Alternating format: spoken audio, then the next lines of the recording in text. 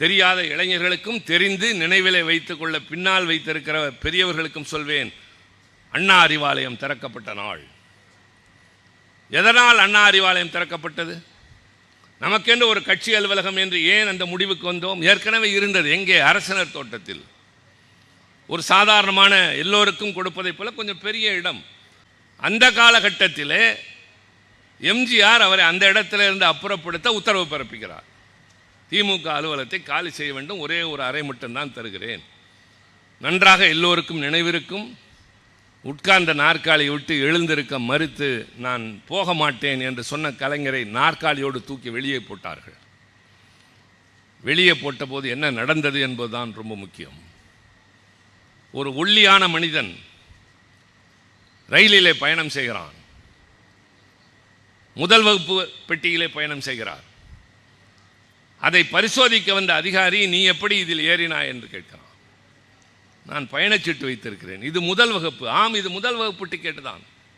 நீ முதல் வகுப்பு டிக்கெட் வாங்கியிருக்கலாம், ஆனால் நீ இதில் பயணம் செய்யக்கூடாது. இங்கே வெள்ளையர்கள் தான் பயணம் செய்யலாம் என்று சொன்ன பொழுது அந்த பிடிவாதக்கார ஒல்லியான மனிதன் இறங்க முடியாது, இது என் உரிமை என்று சொல்கிறான். அடுத்த நிலையம் வருகிற போது அவனை ரயிலில் இருந்து சட்டையோடு தூக்கி கீழே வீசுகிறார்கள்.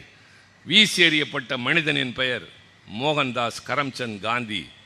எழுந்து நின்றவனின் பெயர் மகாத்மா காந்தி.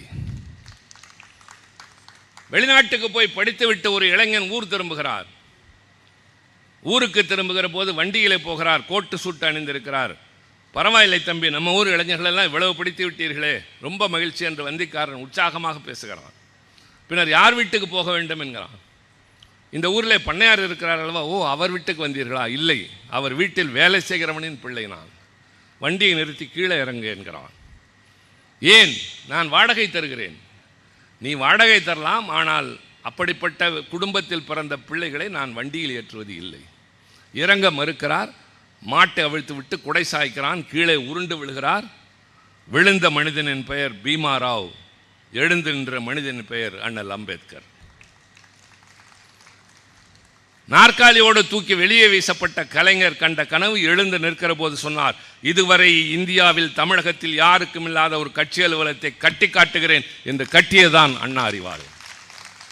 ஊர் ஊராக போனார், கையேந்தினார், கூட்டம் பேசினார், காசு கேட்டார்.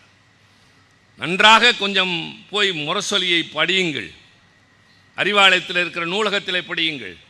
84, 85 காலகட்டங்களில் அறிவாலயத்திற்கு பணம் தந்தவர்கள் பெயர் இருக்கும். ஒவ்வொரு பெயருக்கும் பின்னால் 2 ரூபா, 3 ரூபா, 5 ரூபா என்றெல்லாம் இருக்கும்.